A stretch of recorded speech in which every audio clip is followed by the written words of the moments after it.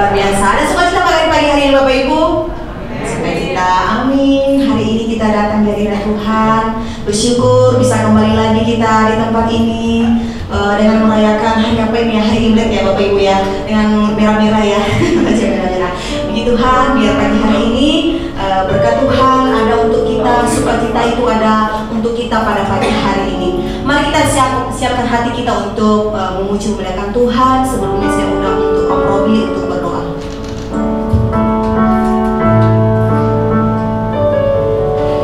Satukan hati kita berdoa. Bapa kami di surga, kami mengucap syukur Kau telah hantar kami, tibakan kami di tempat ini dengan tidak terpedaya apapun. Tuhan, siapkan hati kami, pikiran kami untuk memuji-muji, membesarkan nama-Mu dan juga mendengarkan firman-Mu. Kuduskan, sucikan saya Tuhan, biar Roh Kudus-Mu melawat dan mengurapi kami semua, khususnya untuk mengambil bagian pada pagi hari ini Tuhan. Anak-anak-Mu yang melayani, baik WL Singer, tugas lima kamu, dan juga sound system dan juga tim musik, akan urapi dan Kau pakai dia Tuhan menjadi alat kemuliaan-Mu pada pagi hari ini. Terima kasih Tuhan. Kami berdoa juga untuk hamba-Mu yang akan menyampaikan kebenaran firman-Mu. Urapi dia Tuhan, pakai dia menjadi alat kemuliaan-Mu pada pagi hari ini, sehingga setiap firman yang dikabul menjadikan berkat, sukacita dan sejahtera dalam kehidupan kami. Firman itu akan menjadi rema di dalam kehidupan kami. Terima kasih Tuhan. Kami mau serahkan ibadah pagi hari ini hanya di dalam nama Tuhan Yesus Kristus. Haleluya. Amin.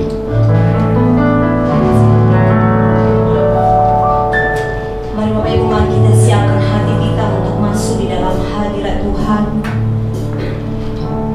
Kami rindu selalu Tuhan untuk menyenangkan hati Tuhan.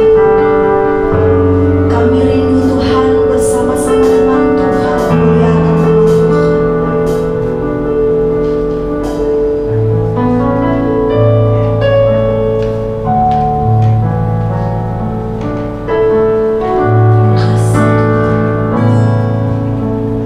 Ku selalu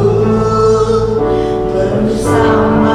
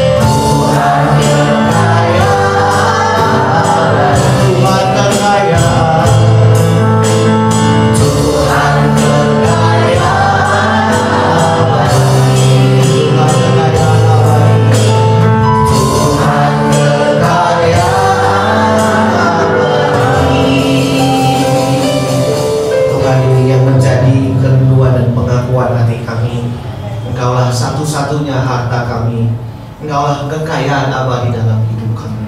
Tuhan, kami bersyukur pagi ini ada dalam rumah-Mu. Biarlah Tuhan kami boleh senantiasa hidup sesuai dengan kehendak-Mu. Kami memuji, memuliakan nama Tuhan. Pagi ini Roh Kudus, Engkau mengurapi setiap kami, urapi hamba-Mu Tuhan. Biar kami sama-sama boleh belajar kebenaran-Mu, dan terlebih kami dapat menghidupinya dalam hidup kami. Kami serahkan waktu ini dan hidup kami ke dalam tangan Tuhan. Dalam nama Yesus kami berdoa. Amin. Amin. Silakan duduk Bapak Ibu Saudara. Ini suara nadanya emang agak tinggi Bapak Ibu Saudara. Cuman gak apa-apa lah, saya udah latihan vokal kok. Tenang aja. Nanti kalau dibantu nyanyi, kurang usah. Wah. Ya, biar tutupin suara saya Bapak Saudara.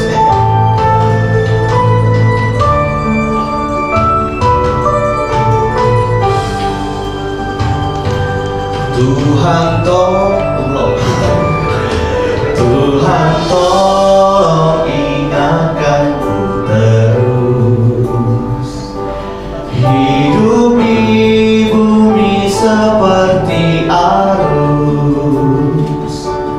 tak henti mengalir menuju lautan, hamparan luas keabadian. Langit bumi semuanya bergoncang, tiada yang tetap bertahan.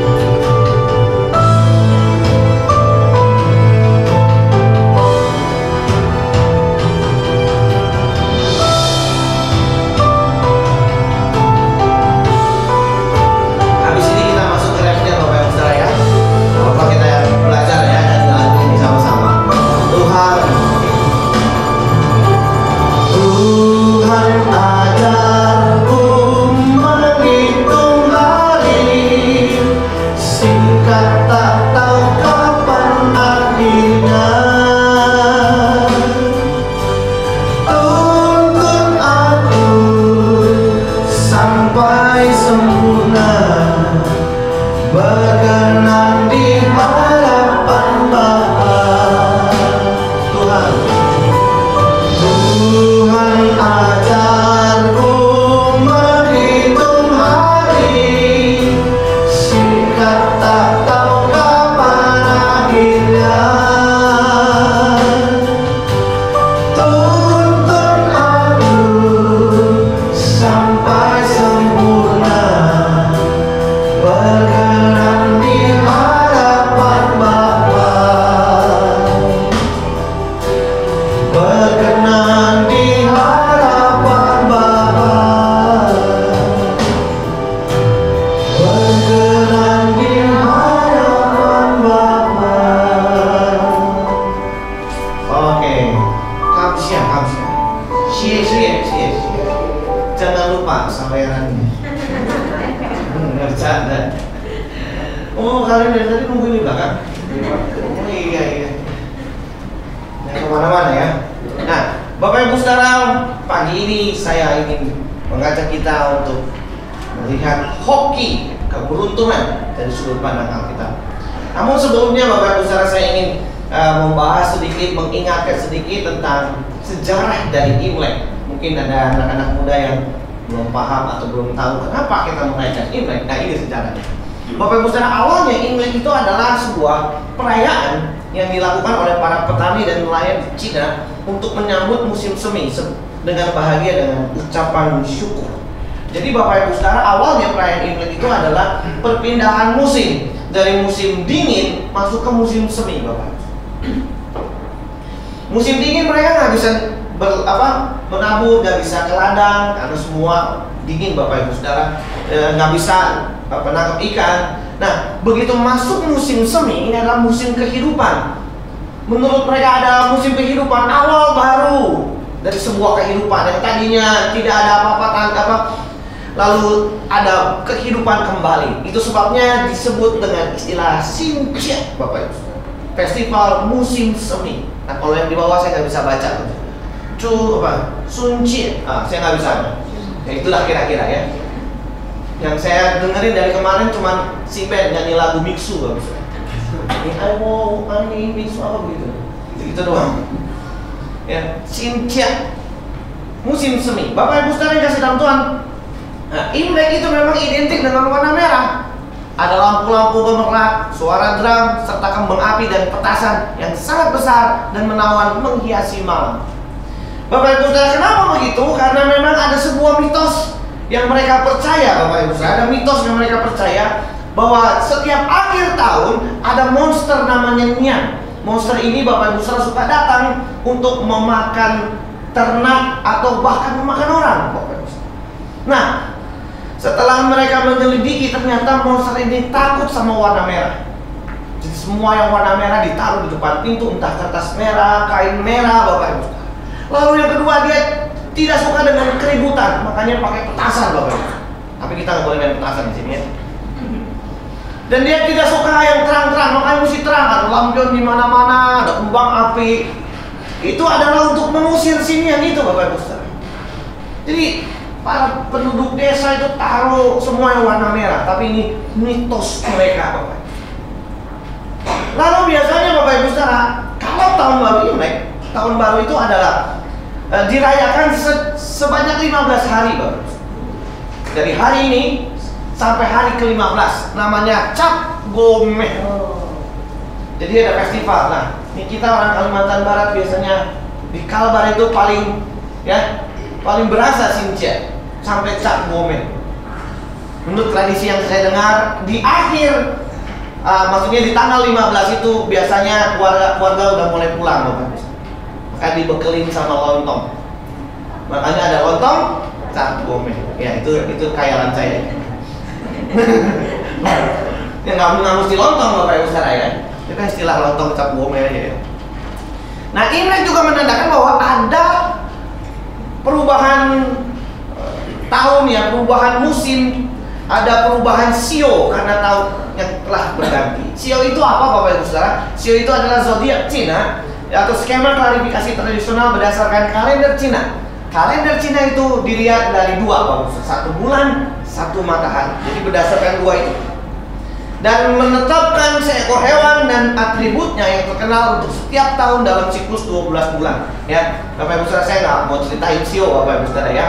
Tetapi tahun ini Bapak Ibu Saudara, menurut kalender Cina, tahun ini adalah tahun kelinci air. Tahun kelinci air adalah tahun yang melambangkan umur yang panjang, kedamaian, kemakmuran, dan hoki keberuntungan di dalam budaya Tiongkok. Saya ini sionya kelinci, Bos. Jadi ini tahun saya. Tapi saya bukan kelinci air. Saya nggak tahu kelinci apa, saya nggak ikutin. Ya, ada beberapa elemen memang Bapak Ibu Saudara ya, tahun kelinci. Nah, Bapak Ibu Saudara, kita melihat bahwa banyak orang, termasuk perayaan seperti ini Bapak Ibu Saudara. Kalau kita lihat dari satu sisi, mereka ingin melihat faktor-faktor keberuntungan yang seringkali disimbolkan dengan hal-hal seperti ini. Faktor eksternal, nanti saya bahas di dalam. Tetapi hari ini saya ingin mengajak Bapak Ibu Saudara, apakah Alkitab bicara tentang keberuntungan? Iya. Tetapi keberuntungan apa yang Alkitab ajarkan? Apa itu definisi beruntung? Apa itu orang yang beruntung menurut Alkitab? Nah, ini yang lebih kita percayai, Bapak. Amin. Apa kata Alkitab tentang keberuntungan dan orang yang beruntung? Yang pertama, kata Alkitab, orang yang beruntung adalah orang yang hidup sesuai dengan kebenaran firman Tuhan. Yosua 1 ayat 8 berkata, jangan engkau melupakan perkataan kitab Taurat ini, tetapi renungkanlah itu siang dan malam, supaya engkau bertindak hati-hati sesuai dengan segala yang tertulis di dalamnya. Sebab dengan demikian perjalananmu akan berhasil dan engkau akan beruntung. Bapak Ibu Saudara yang kasih dalam Tuhan, next, Alkitab mengajarkan kepada kita bahwa konsep keberuntungan bukan sekedar pada hal-hal materi, tetapi hidup sesuai dengan kebenaran firman Tuhan.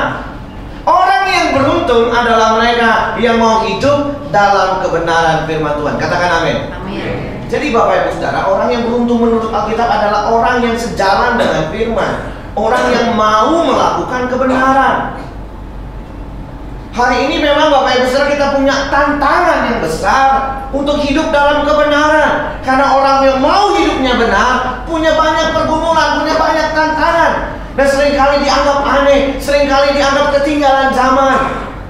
Udahlah, zaman sekarang udah zaman serba tidak benar katanya. Kalau kita nggak ikut tidak benar, kita ketinggalan zaman.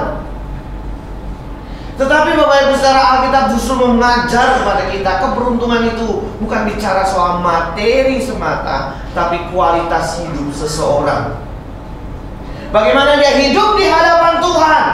Orang-orang yang hidupnya benar, orang-orang yang mau hidupnya berkenan, mereka adalah orang-orang yang beruntung di mata Tuhan. Bapak Ibu Saudara, Paulus berkata dalam Filipi 3 ayat 8 sampai 11. Wah, ini saya bacakan. Malah segala sesuatu kuanggap rugi karena pengenalan akan Kristus Yesus Tuhanku lebih mulia daripada semuanya. Oleh karena dialah aku telah melepaskan semuanya itu dan menganggapnya sampah, supaya aku memperoleh Kristus dan berada dalam Dia bukan dengan kebenaranku sendiri karena mentaati hukum Taurat, melainkan dengan kebenaran yang karena kepercayaan kepada Kristus, yaitu kebenaran yang Allah anugerahkan berdasarkan kepercayaan. Yang kuhendaki ialah mengenal Dia dan kuasa kebangkitannya dan persekutuan dalam penderitaannya, di mana aku menjadi serupa dengan Dia dalam kematiannya. Perhatikan ini, supaya aku akhirnya beroleh kebangkitan dari antara orang mati. Bapak Ibu Saudara, Paulus waktu itu kalau digambarkan seorang pendeta, itu pendeta top, Bapak. Punya pangkat dalam lembaga agama Sanhedrin, punya pasukan, punya kedudukan, punya derajat, punya fasilitas. Tetapi Bapak Ibu Saudara, waktu dia ketemu Yesus, itu semua dia lepas. Dia berkata dianggap sampah. Kenapa? Karena ada yang jauh lebih menguntungkan dari hal-hal materi yang dia punya. Apa? Kehidupan kekal. Buat dia, supaya aku memperoleh hidup yang kekal. Makanya Bapak Ibu Saudara, kalau orientasi hidup kita hanya kepada materi yang sifatnya fana dalam dunia, kita rugi. Kita nggak untung, kita nggak cuan, kita nggak hoki. Kalau orientasi kita hanya kepada materi yang sifatnya fana, satu saat ditinggal, kita rugi. Makanya Bapak Ibu Saudara, mari kita mulai menggarap perkara-perkara kekal. Yesus pernah ngomong dalam Markus 8:36-37. Apa gunanya seorang memperoleh seluruh dunia, tetapi yang kehilangan nyawanya? Karena apakah yang dapat diberikan sebagai ganti nyawanya itu? Apa gunanya punya segala sesuatu kalau binasa? Ngapain? Segala sesuatu akan kita tinggal, Bapak Ibu Saudara. Semua yang kita peroleh dengan susah payah dalam dunia ini, kita cari demikian rupa harta dan segala macamnya, begitu mati nggak dibawa.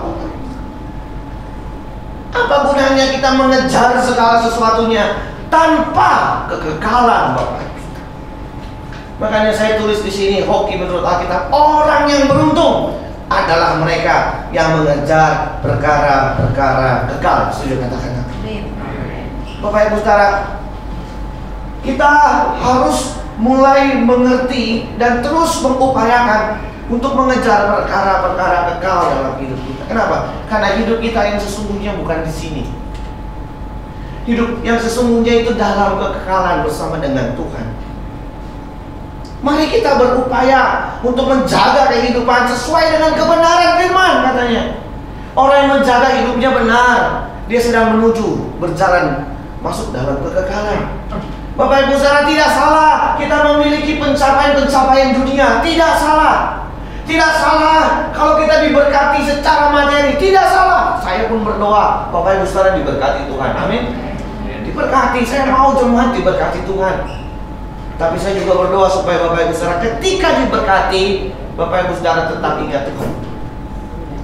Bapak Ibu Saudara pakai untuk perkara kekal. Seringkali Bapak Ibu Saudara kita terjebak oleh hal-hal seperti ini dan lupa tentang Tuhan. Perasaan saya baru poin 1, Bapak. Udah ada kode aja. Orang yang beruntung adalah mereka yang mengejar perkara-perkara yang kekal. Bapak Ibu Saudara yang kasih dalam Tuhan. Maka yang pertama, Alkitab mengajarkan keberuntungan itu bicara hidup benar di hadapan. Tadi kita nyanyi ya. Walau hidup ini aku sendiri. Kita nggak punya siapa-siapa. Tuhan setia menemani, walau tiada harta dan kehormatan. Kita orang biasa, nggak punya status kita orang biasa, nggak punya kehormatan biasa aja. Tapi kita punya harta abadi namanya Yesus Kristus. Amin, Bapak Ibu. Makanya Bapak Ibu sekalian, kita kejar adalah Tuhan dan kebenarannya, Kristus dan kerajaannya. Itu yang kita kejar. Orang yang mengejar Kristus dan kerajaannya, dialah orang-orang yang hoki, orang beruntung. Amin. Yang kedua, Bapak Ibu Saudara, orang yang beruntung kata kita adalah orang yang mengandalkan kekuatan Allah. Bapak Ibu Saudara, dalam Yeremia 17 ayat 5-8 ya. Mungkin sulit ditampilkan, tapi kalau bisa ditampilkan Bapak Ibu Saudara bisa lihat ya, paralel antara ayat 5, ayat 6, lalu 7 dan 8. Itu komparasi, guys. Ayat 5 dalam Yeremia pasal 17 ayat 5 itu berkata bahwa begini Bapak Ibu Saudara. Terkutuklah orang yang mengandalkan kekuatan manusia. Dia seperti padang gurun. Nanti Bapak Ibu baca sendiri. Ayat 6 padang gurun. Ayat 7 diberkatilah orang yang mengandalkan Tuhan. Dia seperti pohon yang ditanam di tepi aliran air, yang merambatkan akar-akarnya ke batang air, yang tidak mengenal tahun kering, berbuah di tahun kering, tidak mengenal musim kering. Kenapa? Karena dekat dengan sumber. Orang yang beruntung, orang yang diberkati Bapak Ibu Saudara, itu adalah orang yang belajar mengandalkan kekuatan Tuhan. Dan saya tulis di sini, mengandalkan kekuatan Allah itu artinya tidak pasrah. Tuhan mengandalkan Tuhan aja, bukan pasrah, tapi dia tetap berusaha dengan sungguh-sungguh. Dia tidak malas dan menyerahkan hasilnya kepada Tuhan. Orang yang minta petunjuk Allah. Orang yang mengandalkan kekuatan Tuhan itu, dia berdoa untuk mengerjakan segala sesuatunya. Dia mengandalkan Tuhan, dia minta penyertaan Tuhan.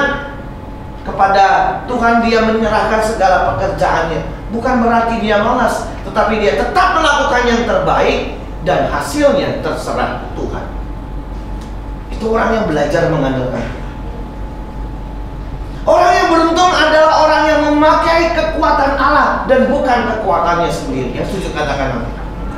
Jadi Bapak Ibu Saudara, dalam kehidupan memang seringkali kita menghadapi banyak pergumulan, banyak tantangan. Tetapi kalau kita mau mendapatkan keberuntungan, kata Alkitab, kita belajar untuk tidak mengandalkan kekuatan kita, kepintaran kita, relasi kita, tapi belajar menggunakan kekuatan Allah, mengandalkan kekuatan Allah.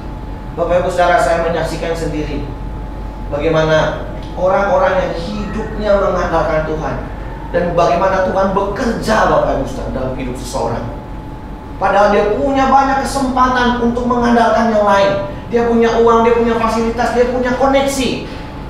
Tapi hari itu Bapak Ibu Saudara, kita diajar untuk belajar mengandalkan Tuhan.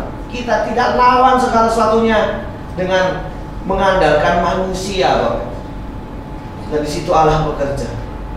Allah buka jalan. Allah menyatakan kuasanya bahwa dia Allah yang hidup. Amin Bapak Ibu Saudara.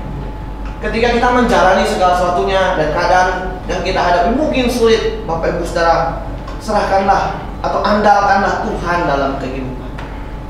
Ketika kita memulai segala sesuatunya, entah pekerjaan, entah studi, entah pelayanan, kita belajar datang kepada Tuhan sebagai bukti. Aku melayani, aku bekerja, aku studi bukan karena kekuatanku, tetapi karena kekuatan Allah. Karena Allah yang kasih anugerah, karena Tuhan yang kasih kemampuan, supaya aku bisa bekerja, supaya aku bisa melayani, dan aku mengerjakan. Orang seperti ini adalah orang-orang yang beruntung, kata kita.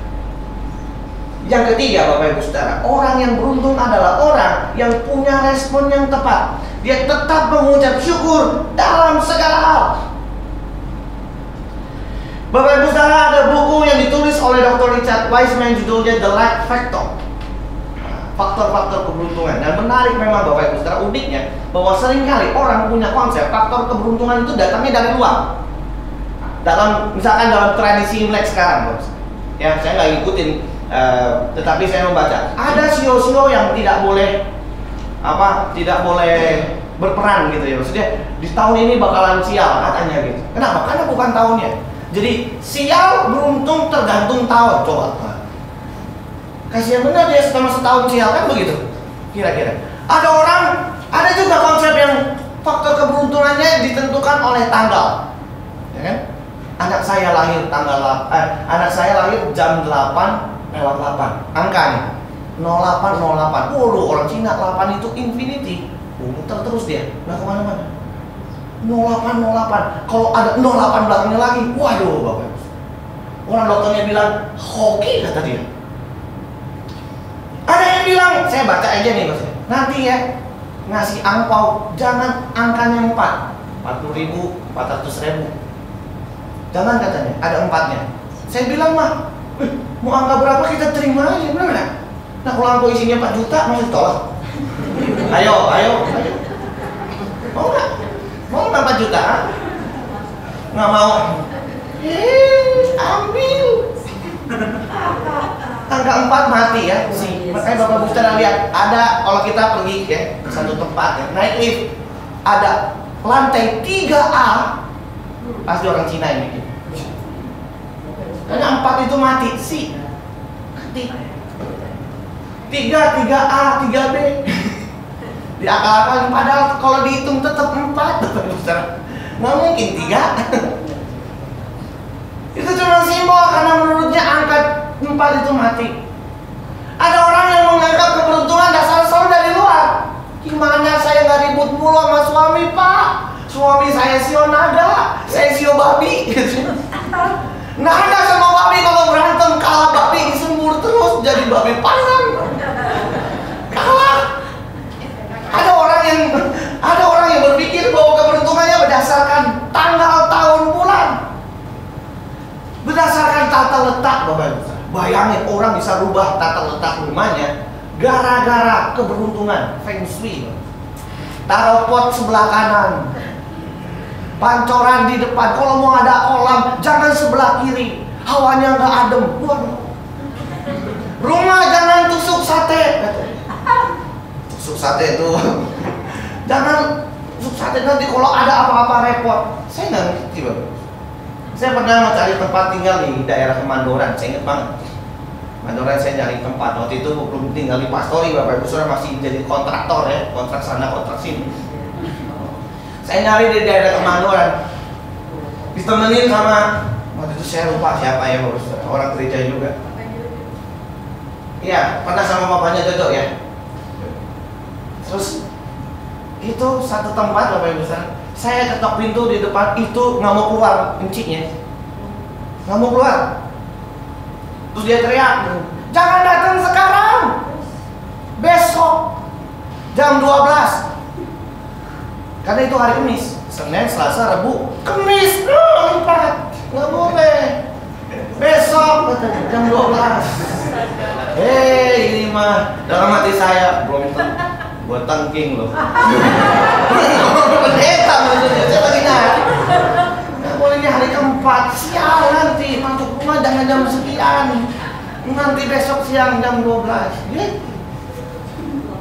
Orang masih berpikir faktor keberuntungan datangnya dari luar. Nah, Dr. Richard Wiseman ini bikin penelitian faktor keberuntungan. Menurut dia dalam penelitian salah satunya adalah respon dari dalam, bukan dari luar. Dia bikin treatment orang yang selalu sial dan orang yang selalu beruntung.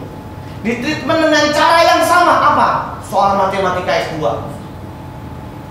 Kalau yang sebelah sini, Bapak Ibu Saudara, yang selalu kurang beruntung, waktu dikasih soal matematika S2 dibuka, wah marah-marah. Apa-apa nih soal matematika S2? Soal matematika SD aja gue nggak bisa, apalagi SMP. Ditutup, banting, marah-marah, keluar dari ruangan. Apa-apa nih penelitian edan, kira-kira gitu ya.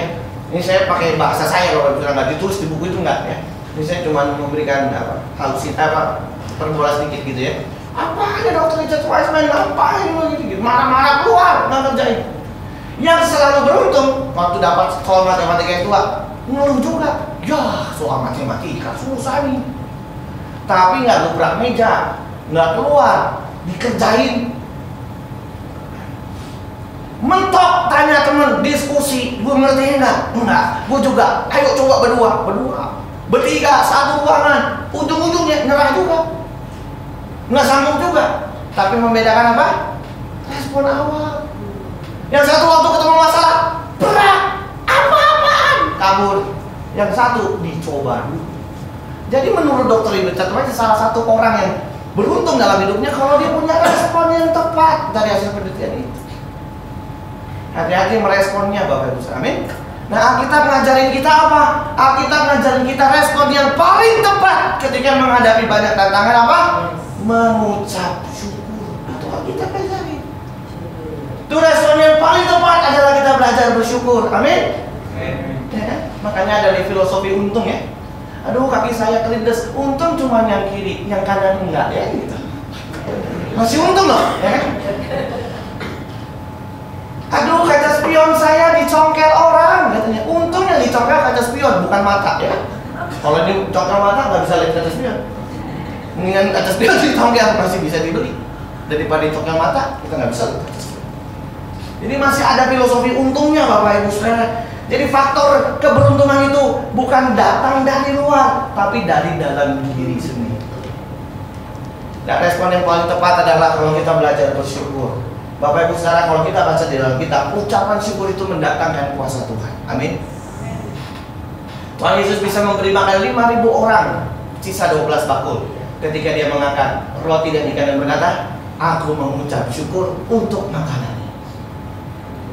Bapak Ibu Saudara, waktu Paulus dan Silas di dalam penjara, dia tidak marah-marah, tetapi justru di dalam penjara memuji Tuhan, mengucap syukur. Perkara-perkara ajaib terjadi dalam hidup. Kenapa? Karena ada kuasa dalam ucapan syukur. Orang yang beruntung adalah orang yang selalu mengucap syukur dalam segala hal. Amin. Yang terakhir, yang paling mantap, orang yang berhoki kata kita adalah orang yang menjaga perkataan. 1 Petrus 3 ayat 10 berkata, siapa mau mencintai hidup dan mau melihat hari-hari baik. Ya, Bapak bisa terjemahan bebasnya, mau melihat hal-hal yang baik, hal-hal yang menguntungkan. Ia harus apa? Menjaga lidahnya terhadap yang jahat dan bibirnya terhadap ucapan-ucapan. Hati-hati dengan perkataan kita. Perkataan kita itu ada kuasa. Hati-hati dengan apa yang kita ucapkan. Waduh. Tes. Ya. Padahal udah poin keempat ya. Ini Mike yang mau kerja sama saya. Tes. Udah bisa. Jadi itu. Tes. Nah. Baterainya habis. Bang Jordi. Minta titik. Habis baterainya. Jadi orang yang beruntung Bapak Ibu Saudara, orang yang jaga mulutnya, bibirnya terhadap ucapan-ucapan yang benar. Bapak Ibu Saudara yang kasih dalam Tuhan, banyak peristiwa menimpa seseorang, banyak hal-hal buruk atau petaka menimpa seseorang karena ucapan dan mulutnya. Di Indonesia ada istilah mulutmu apa? Jadi hati-hati mengeluarkan perkataan. Bapak Ibu Saudara, saya berapa kali ngomong di tempat ini, ada sebuah kalimat bijak yang menuntun kita sebelum berkata-kata. Dia bilang gini, before you speak, think. Sebelum kamu ngomong, pikir. T yang pertama itu dari kata think adalah is it true? Benar nggak? Jadi sebelum kita ngomong, kita cek dulu, yang mau saya omongin ini fakta atau gosip atau hoax. Jadi kalau itu nggak benar, Bapak nggak usah diucapin, Bapak Ibu Saudara. Ngapain kita ngomong sesuatu yang nggak benar? Jadi dicek and recheck, itu benar enggak. Yang kedua, H itu helpful. Kita ngomong ini jadi ngebantu orang apa enggak? Orang itu jadi tambah terbantu apa tidak? Inspiring katanya. Jadi sebelum ngomong mikir dulu supaya omongan kita itu membangkitkan inspirasi orang apa tidak, atau orang dengar kita malah makin down. And necessary. Wah, bisa juga saya ngomongnya. Necessary itu penting. Ternyata Bapak Ibu Saudara, ada kata-kata yang tidak penting. Ada hal-hal yang tidak penting kita sampaikan. Kita mesti lihat urgensinya. Penting nggak saya ngomong? Kalau tidak penting, jangan. Nah, repotnya banyak orang sering ngomongnya nggak penting. Yang dibahas sesuatu yang nggak penting. Tetangga lah yang dibahas, karir orang lah yang dibahas. Nggak penting. Makanya Bapak Ibu Saudara, ada sebuah kalimat yang menarik. Kalau sesuatu yang tidak penting kita ucapkan, nanti jatuhnya hanya menjadi apa? Dan itu merugikan minimal 3 orang. 1, kalau kita membicarakan sesuatu yang tidak penting, tidak benar, yang rugi pertama kita. Kenapa kita rugi? Karena kita, kalau itu tidak terbukti, kita jadi sumber ketidakbenaran. Yang kedua, orang yang dengerin kita, dia rugi loh. Kenapa? Karena dia dengar sesuatu yang tidak benar, jadi ikut gak benar dia. Yang ketiga yang rugi adalah orang yang kita omongin. Kalau itu tidak benar, dia jadi korban fitnahan kita. Coba, kita ruginya banyak dan 3 orang ini jadi rugi. Lebih baik kita ngomong yang penting-penting saja. Kali ini boleh toel kanan kiri yang bilang yang penting-penting aja. Yang penting-penting aja ya. Amin. Amin. Amin ya, fals. Kak, yang terakhir adalah kind. Itu kata-kata yang baik. Alkitab berkata, keluarkan kata-kata yang baik, yang membangun bila perlu, supaya orang yang mendengarnya dibangun oleh kita. Bapak Ibu Saudara, kalau kita jaga perkataan, kata kita akan melihat hari-hari baik. Kita akan menjadi orang-orang yang beruntung. Saya percaya berkat Tuhan menyertai Bapak Ibu Saudara. Amin. Dan Bapak Ibu Saudara akan diberkati Tuhan senantiasa. Amin. Bapak Ibu. Mari kita bangkit berdiri, Bapak Ibu Saudara. Sebentar Bapak Ibu Saudara, kita akan cabut angpau setelah ibadah ini. Jadi tolong berdoanya lebih sungguh. Enggak ya Bapak Ibu Saudara. Mari kita datang kepada Tuhan, naikkan pujian yang tadi. Tuhan, Engkau kebahagiaanku, sukacita dalam hidupku. Dari mana? Dari dia. Dari dia. Engkau kebahagiaanku, sukacita dalam hatiku. Apapun terjadi hidupku, Tuhan Yesus cukup bagiku. Sekali lagi. Tuhan, Engkau kebahagiaanku, sukacita dalam hatiku. Apapun terjadi di hidupku, Tuhan Yesus cukup bagiku. Walau hidup ini aku sendiri, walau hidup ini aku sendiri, Tuhan setia menemani. Walau tiada harta dan kehormatan, Tuhan kekayaan. Sekali lagi katakan, walau hidup ini, walau hidup ini aku sendiri, Tuhan setia menemani. Walau tiada harta dan kehormatan.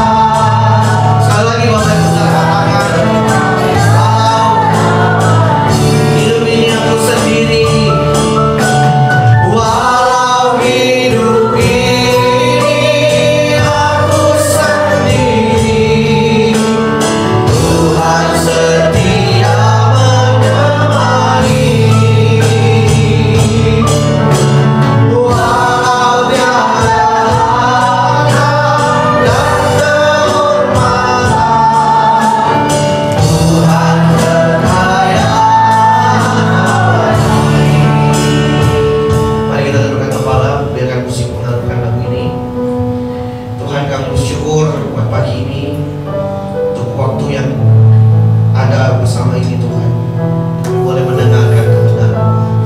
Roh Kudus, biar kebenaran-Mu dimantraikan dalam hidup kami. Tuhan, kami mau jadi orang-orang yang beruntung di hadapan Tuhan.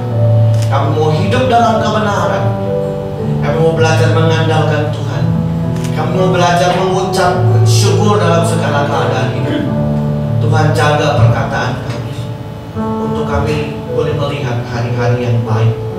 Tuhan, kami memberkati, menyerahkan seluruh sidang jemaat yang pagi ini datang Tuhan.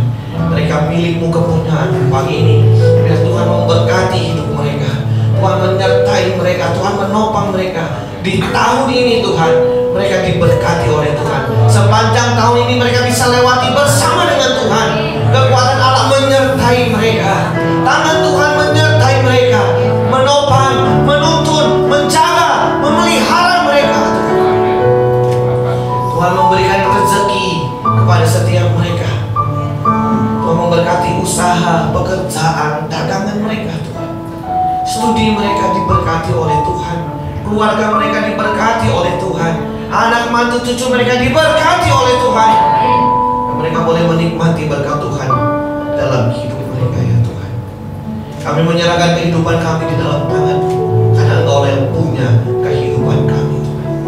Kami tidak berjalan sendiri, karena Tuhan menyertai langkah kami sampai kepada akhirnya. Dan Dan biarlah Tuhan, kami boleh hidup dalam perkenan Tuhan. Untuk kami boleh senantiasa selalu mengejar perkara-perkara rohani, perkara-perkara kekal dalam hidup kami. Ingatkan kami terus dan tolong kami ya Tuhan. Ini doa kami serahkan ke dalam tangan-Mu ya Bapa. Terima kasih Bapa, terima kasih. Bapak Ibu Saudara, mari angkat kedua tangan-Mu dan terimalah berkat daripada Tuhan. Turunlah kiranya berkat dari Allah Bapa, cinta kasih dari Tuhan kita Yesus Kristus, serta persekutuan dengan kuat kuasa Roh Kudus akan memberkati engkau, melindungi engkau, menopang dan menjaga hidup